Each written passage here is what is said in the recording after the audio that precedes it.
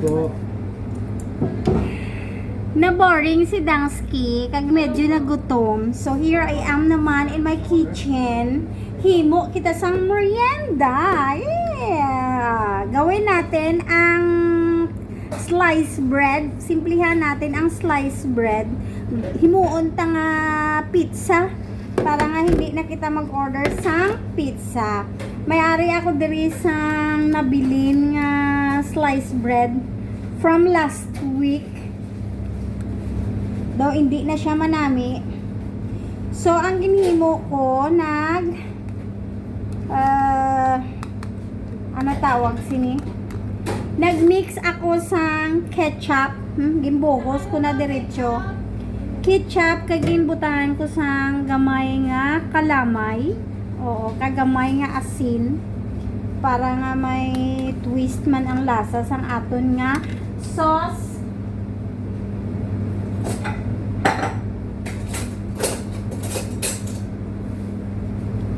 Si puton tangara sa surudlan kay kasayang man.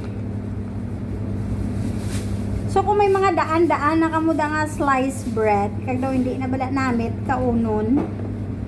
Kay kung kaisa kung daw pila na kaadlaw ang aton nga sliced bread daw hindi na siya sang nami kaunon bala daw guphal na. So pwede naton siya i-twist into something. Kung pwede mo siya himuon nga pizza para hindi na kita magkadto sa pag-order sang sang pizza. Simplihan lang naton ining aton nga mga sliced bread. Yes. Ayan. So ito, sinimplihan lang natin ang ating sliced bread. Ayan. So naghalo lang ako ng wala na kuya ga sukat-sukat. Tansya-tansya na lang kuya pirmi. Nagbutang ko sang ketchup, kag imbutangan ko sang gamay nga asin, kag asukal. So anom siya ka sliced bread, di ba? So, the usual nga mga ingredients ang ibutang naton sa aton nga pizza. Anything that you have in your kitchen. So, I have this popsicle. Syempre. Butangan ko lang sang palipudan ta lang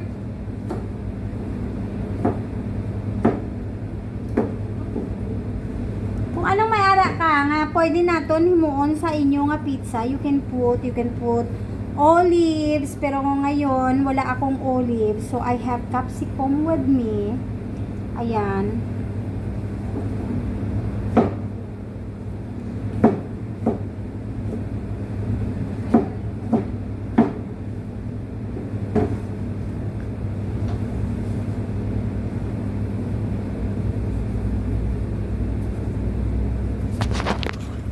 Ayan.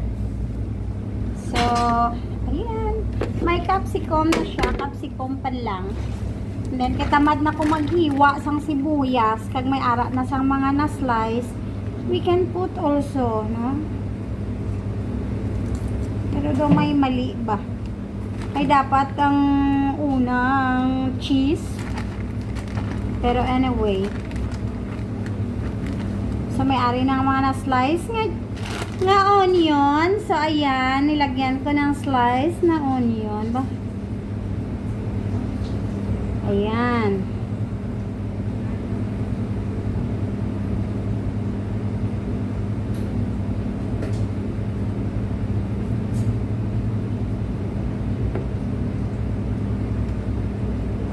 Ideya lang Diskarte lang.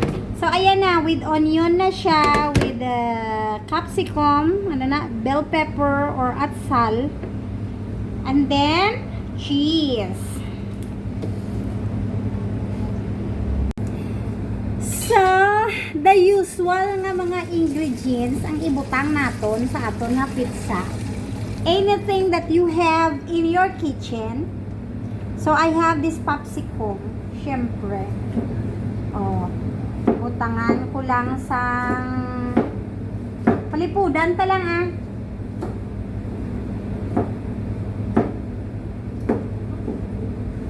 Kung anong may ara ka nga, pwede naton himuon sa inyo nga pizza. You can put olives, pero ngayon wala akong olives, so I have capsicum with me.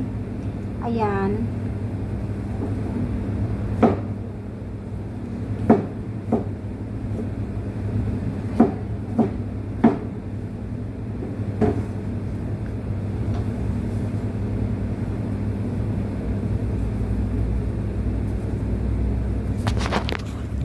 Ayan. So, ayan. May capsicum na siya. Capsicum pa lang. And then, katamad na ko maghiwa sang sibuyas. Kag may ara na sang mga na-slice. We can put also, no? Pero daw may mali ba? Ay, dapat ang unang cheese. Pero anyway. So, may ari ng mga na-slice nga onion. So, ayan. Nilagyan ko ng slice na onion. Ba? Ayan.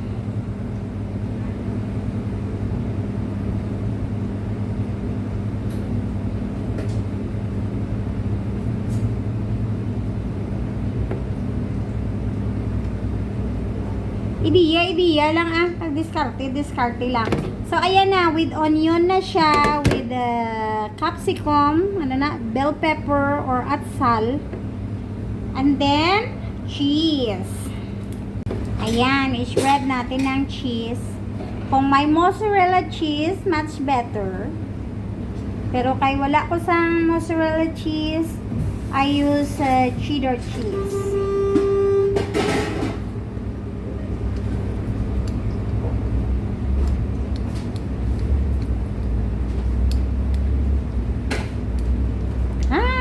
Ganito lang kasimple.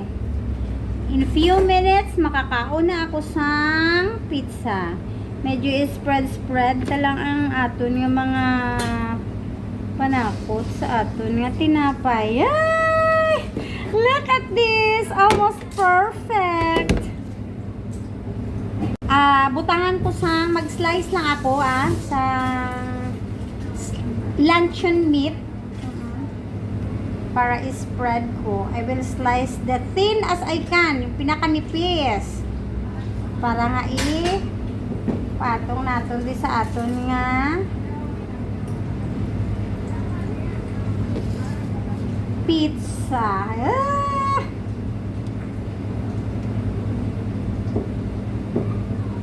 Joy. So ito lang kasimple. Ayan nipis lang ibutang ta. Ano gid bala? Simplihan ta lang makakaon na kita pizza, di ba?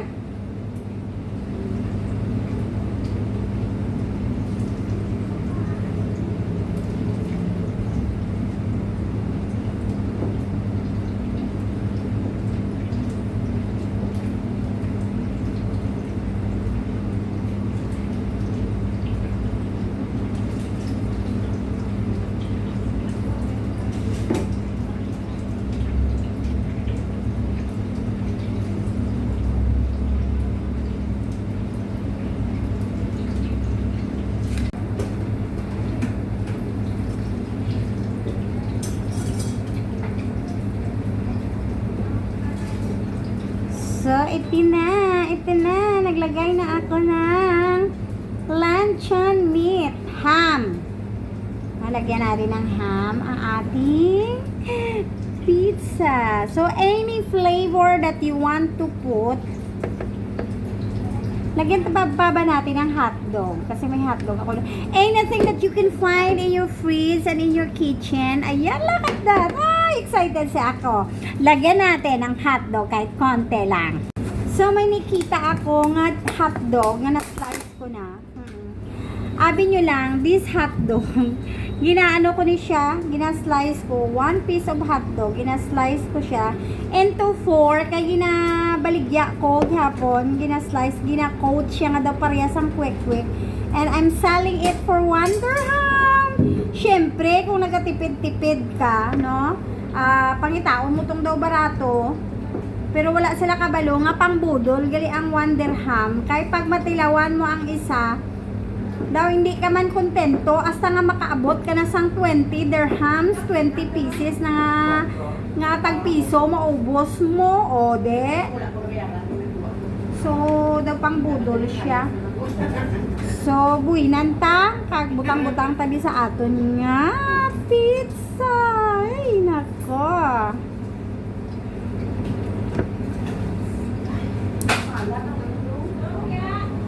Kung kaisa ang pagluto is an art, no? Art lang siya gihapon. Kaya you can make your own design. Ano daw tong maalat ka? Ha? Ang customer may nagreklamo nga alat. Be, ako be, patilawa. Be? Kaya ko sa kutsara.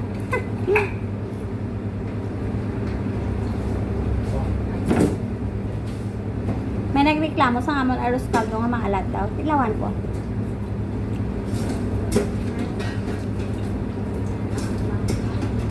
No, hindi siya maalat. Perfect taste siya. May araabi kong kaisa nga tao nga daw, ano ba tawag sina, daw medyo nubo ang ila nga when it comes sa alat. May ara man nga gamay lang asin gibutang mo pero alat na para sa ila. But for me, that is, ang lasa niya is makamasa. So, every time nga may magreklamo sang amon nga timpla, I have to get in para nga i-try ko ang lasa niya kung maalat gid man or what. Anong combo? Kahit anong ulam? Ilang ulam po? Hoy, hala, excited ako. Sining daw naghampang-hampang na ko. Actually, I was just bored. Na boring lang ako, kag medyo nagutom. Syempre kung boring ka, dala na dira nga mapil mo ang gutom. May munggo dito. Hindi ka sa akin.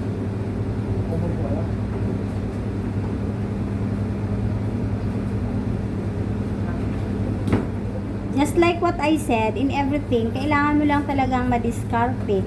So, kagaya nitong hotdog, kung ibenta namin ito ng isang piraso, we're selling it like 2 pieces 5 dirhams. Pero kung, amo niyo, utod-utodon ko sa 4 ka utod. So, ang mahimo niya is 4 dirhams. So, kung isa lang siya nga buo, 250 dirhams lang siya. So, mas okay na ang 1 dirham pag mas mabakal pa. No? Mas mabakal pa siya kay balaan mo, you know, kita nga mga Pilipino, bala kung din itong 1 dirham. And I'm not saying, bisan 1 dirham siya, hindi siya namit. Namit, di siya yagapon. Oh, see, look at this. Hi! Pizza na. Excited ako i-share sa inyo after ang result. Pero daw gusto ko pa siya dugangan sa a little bit of cheese.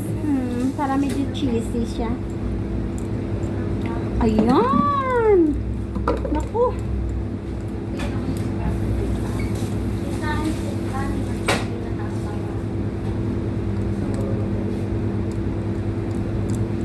Gusto mong munggo?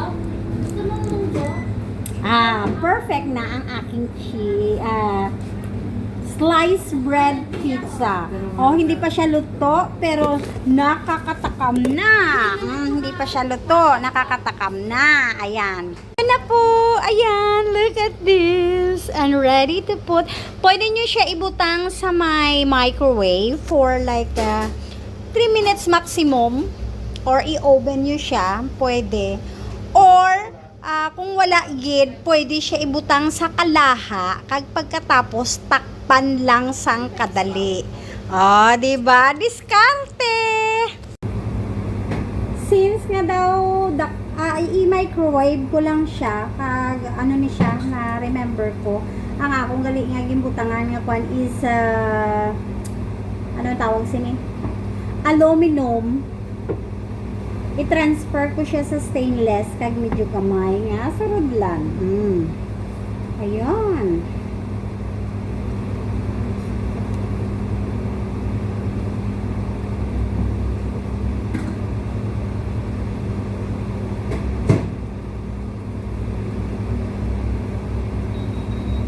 quite excited ako. Yay! Ka-perfect siya. So, ayan na. Look at this. Look at that. Hilaw pa yan ha. Hindi pa yan luto. Pero it looks so yummy. And then, ilalagay ko po siya sa microwave lang for 3 minutes. Ayan, ayan, ayan. I-set natin for 3 minutes lang. Ayan. We will put it inside. Ooh, kasya. Wow. And then, ayan. And then we will start. So, in 3 minutes time, I will have a pizza ready for eating. Yes, 3 minutes is over. Let us check. Tararan, tararan. Oh, it looks so beautiful and so yummy. Yes, talagang pizzang pizza. Kung may oregano leaves, dried oregano pa ini, pizzang pizza. Pero now you can smell like a pizza talaga. Perfect na perfect. You want one? Oh, try it on your own. Since luto na ang akong slice pizza, here we are. I-try na naton kung namit. Gid bala mainit ba? I need tissue. So, i-try na naton ang aton nga ginhimo nga slice bread pizza. Baw sa pagkainit man. Bago gidabigwa sa may microwave. Piloon ta na lang ganyan, ha?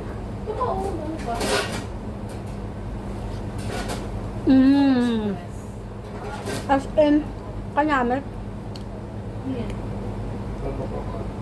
Magkano? Hindi, kagidya makasisi kung makahimo. Kasi nga, imbes nga ihaboy mo na ang slice bread, kaya ng daan na. Dami pa sa gyapon. Kanamit ga. Believe me.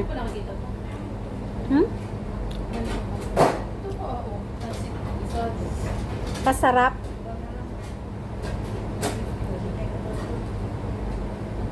Mainit.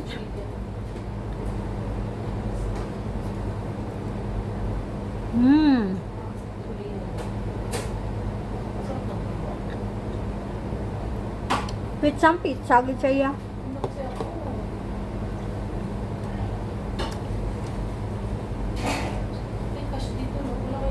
Hindi nyo pagsayang ang inyong mga slice bread dira.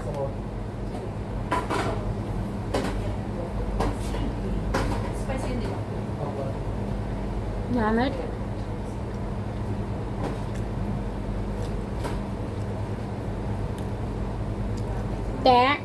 Nabusog ako, nadula ang akon nga tuyo, at the same time na satisfy ang cravings ko. Hindi na kailangan.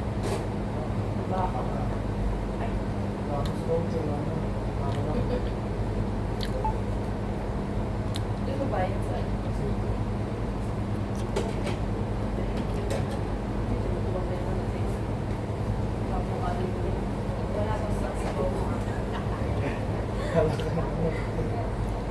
Inuman mo na lang sang tubig or kape. Ano pa? Soda merienda. magkano ba yung chicken fries? Tala.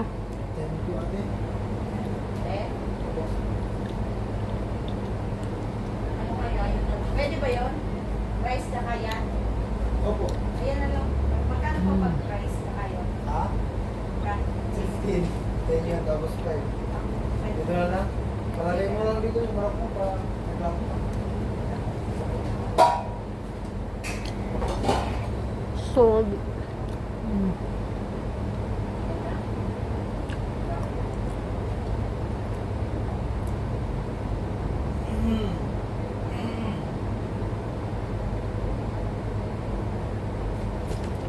Oh, diba? Very easy. Hindi mo kinanglan maging expensive pa. If you have anything, any items pa sa imong kusina, Pag sa imong refrigerator, use it. Kag panamita. Bye!